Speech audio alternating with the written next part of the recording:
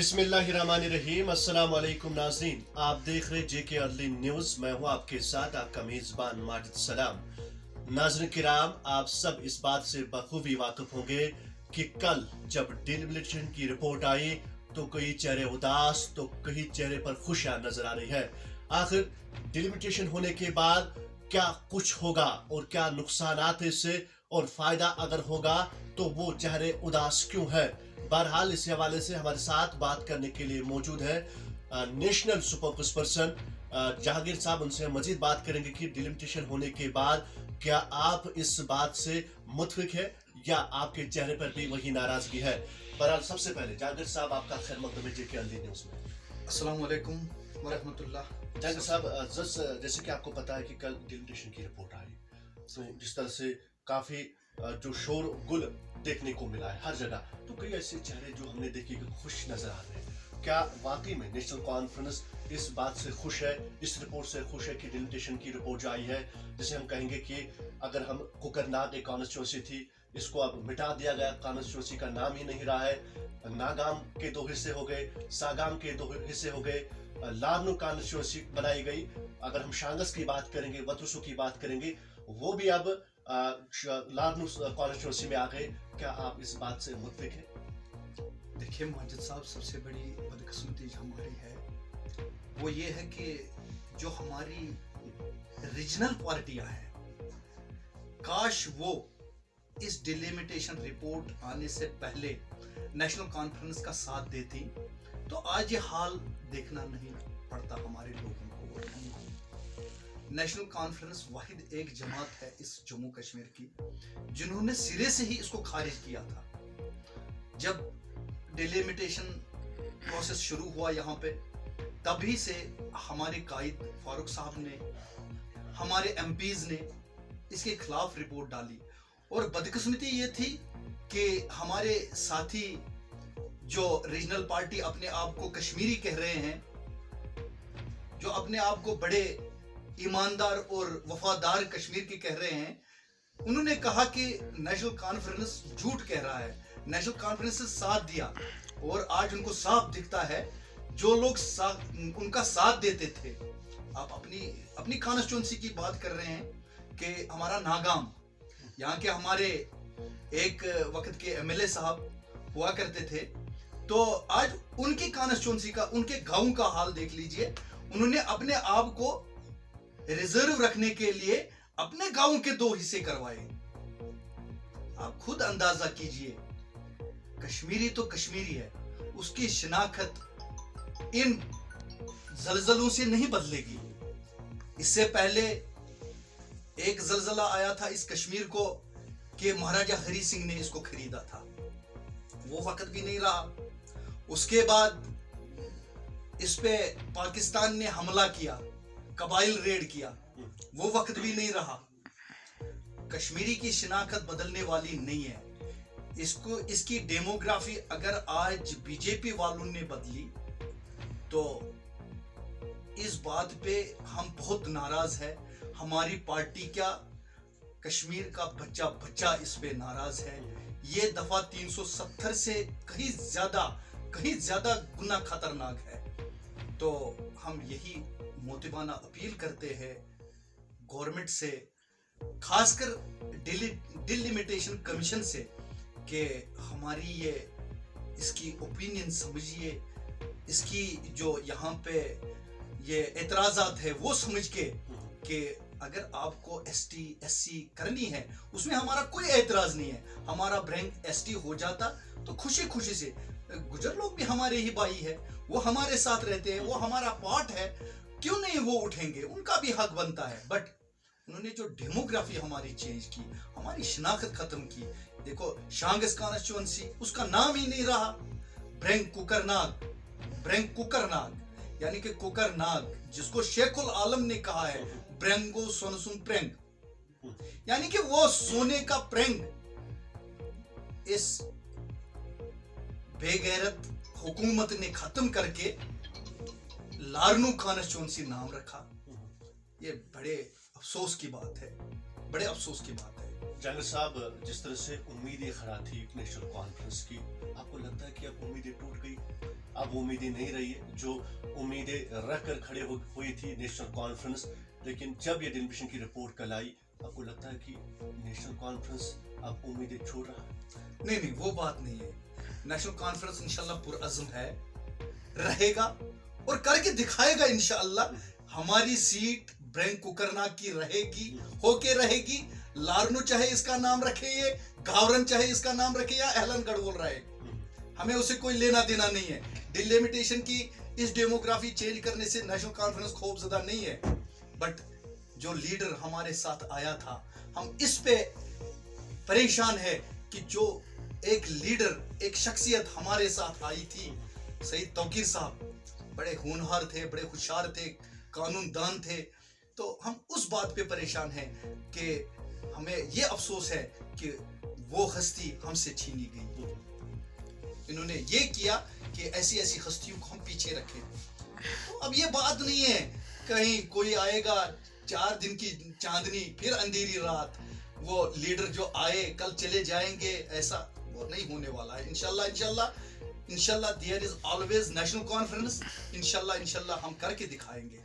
ये बात जहांगीर साहब, जब दिल्ली मिशन की रिपोर्ट आई, सोशल मीडिया पे वायरल हुई, लोगों ने देखा, ऐसे कमेंट हमने देखे कि लोगों ने कहा कि दफा 370 और 35 के साथ साथ दिल्ली मिशन के पीछे अगर आज किसी का हाथ है, अगर आज ये सब हो रहा है तो यहाँ की पार्टी ने ये सब करवाया है। काश अगर यहाँ की पार्टी खड़े रहते तो ये सब नहीं होता है। यहाँ तो लोग आपको कसूरवार ठहरा।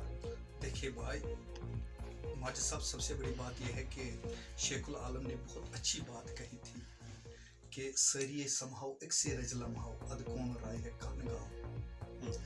तो बदकिस्मती की बात है, जब 370 टूटा, यहाँ पे 35 से खत्म किया हमारी मरकजी सरकार ने, तो यहाँ पे हम बिखर गए। वाहिद यहाँ पे हमारे उमर साहब को, हमारे फारूकुल्लाह साहब को और महबूबा जी को PSA लगा, आपको भी पता होगा। लेकिन इसमें कुछ बागी लीडर निकले जिन्होंने उस वक्त बीजेपी वालों का साथ दिया। वो हमारे ही थे ना, बुखारी साहब हमारा है। ये क्या कहते हैं कि अपनी पार्टी के जितने भी लीडर हैं हमारे हैं, और यहाँ पे जितने भी कश्मीर में बीजेपी के साथ जुड़े हुए हैं, चाहे कौन सा लीडर है, डिस्ट्रिक्ट प्रेसिडेंट है, स्टेट प्रेसिडेंट है, कौन क्या मोर्चे होते हैं इनके, सिर्फ मोर्चे ही है। ये मोर्चे इंशाल्लाह खाली ही रह जाएंगे। तो बट ये हमारे ही कश्मीरी थे ना, उन्होंने उस वक्त कश्मीर की तशक्कुस का ख्याल नहीं रखा, इन्होंने अपने फायदे का ख्याल रखा। नतीजा यही हुआ कि कश्मीर कमजोर पड़ा। लेकिन आज का वक्त जो है, तो इंशाअल्लाह आज, चलो कल नहीं सही तो आज ही सही, बुखारी साहब को ये समझ आया कि बीजेपी ने हमारे साथ बहुत बड़ा धोखा किया, और सजाद साहब को ये समझ आया कि इन्होंने हमारे साथ बहुत बड़ा धोखा किया। तो अगर अभी भी ये टस से मस नहीं हुए, तो मुझे नहीं लगता है कि हम इसमें कामयाब हो जाएंगे। इंशाल्लाह इंशाल्लाह मैं खासकर मैं अदना इंसान, मैं सोशल एक्टिविस्ट, मैं नेशनल कॉन्फ्रेंस का एक अदना सा वर्कर, तमाम पॉलिटिकल पार्टियों से यही गुजारिश करता हूं कि एकजुट होके, फिर यही शेर दोहराता हूं, ये शेखुल आलम का सरिये समहाउ एक से रजलमहाउ अद कौन राय है कहनगांव। तो यही शेर मैं सारी पार्टियों को आगे रख के साथ चलने को कहता हूँ। जहांगीर साहब, आपको पता है कि दिल्ली मिशन की रिपोर्ट आई, ब्रैंक कॉन्स्टिट्यूंसी का नाम मिटा दिया गया, तो नेशनल कॉन्फ्रेंस को आज चाहिए था कि वो आज पैदल मार्च करके इस मुद्दे पर बात उठाते, लेकिन नेशनल कॉन्फ्रेंस तो कहीं गुम हो चुकी। नहीं, कल तक तो आप शाला बशाला लोगों के साथ थे, आज अगर आप कह रहे कि दिल्ली मिशन के साथ जो डेमोग्राफी है वो चेंज हो गई है, जो ब्रैंक का जो नाम था वो चेंज हो गया है, तो आपको नहीं चाहिए था कि आज आप इस पर बात उठाते? देखिए माजिद साहब, आपने बहुत अच्छा सवाल किया। हमारे हुक्मरान जो है, जब 370 यहाँ पे तोड़ा गया तो रातों रात उन्होंने चप्पे चप्पे पे CRP, पुलिस, आर्मी बिठा दी। सेम आज वही सिचुएशन है। हमने कल रात को अपने कायद से बात करके कहा कि सुबह हम प्रोटेस्ट करेंगे, लेकिन सुबह में जब अपने दरवाजे से बाहर निकला, वहां पे CRP लगी हुई थी, उन्होंने बाहर मुझे जाने नहीं दिया। अब दूसरे लोग कहां से आएंगे, वो प्रोटेस्ट करेंगे। आप देख लीजिए, आप थोड़ा नीचे कुकरनाग बाजार तक जाइए, आप देख लीजिए कितनी सीआरपी बैठी है वहां पे। आप हांगलगुड़ तक जाइए, देखिए कितनी सीआरपी बैठी है।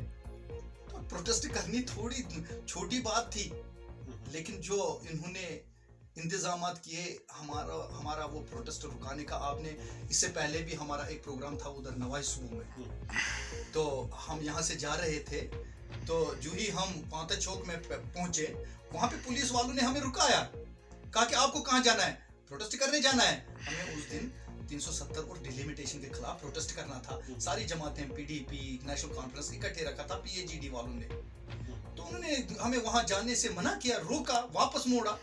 तो सेम आज भी वही सिचुएशन है, प्रोटेस्ट कौन करेगा? देखिए, इनको पता है ये जो हुक्मरान यहाँ पे बैठे हैं, ये तानाशाही की हुक्मरानी कर रहे हैं। ये ज्यादा देर चलने वाली, अपने आप को कह रहे हैं कि हम ऐसा कर रहे हैं, वैसा कर रहे हैं। ये मिसाल ऐसी है कि आप जाते हैं बाथरूम में, पेशाब कर रहे हो, आपको अपने पेशाब की बदबू नजर नहीं आ रही है, क्योंकि वो आपको अपना पेशाब होता है। जब कोई दूसरा आपसे पहले जाता है उस बाथरूम में, उसकी बदबू आपको नजर आती है। सेम सिचुएशन इस हमारे बीजेपी की है। तो इनको अपना बदबू नजर नहीं आता है, दूसरों का बदबू नजर आता है।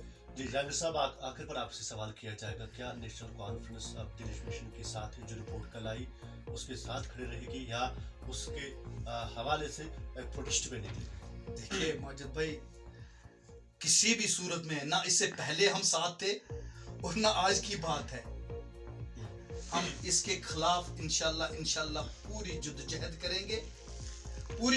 करेंगे जब तक कि अपनी शिनाख्त जैसे हमें लोकसभा सीट के लिए करनी है, जैसे हमें अपनी असेंबलियों के लिए करना है, सेम करते रहेंगे तब तक जब तक कि हमारा अपना हक वापस नहीं दिया जाएगा। इंशाल्लाह आज हमारे कायद की मीटिंग है। हमारे कायद ने 11:30 बजे जम्मू रेजिडेंस में पूरी लीडरशिप ने एक मीटिंग रखी है।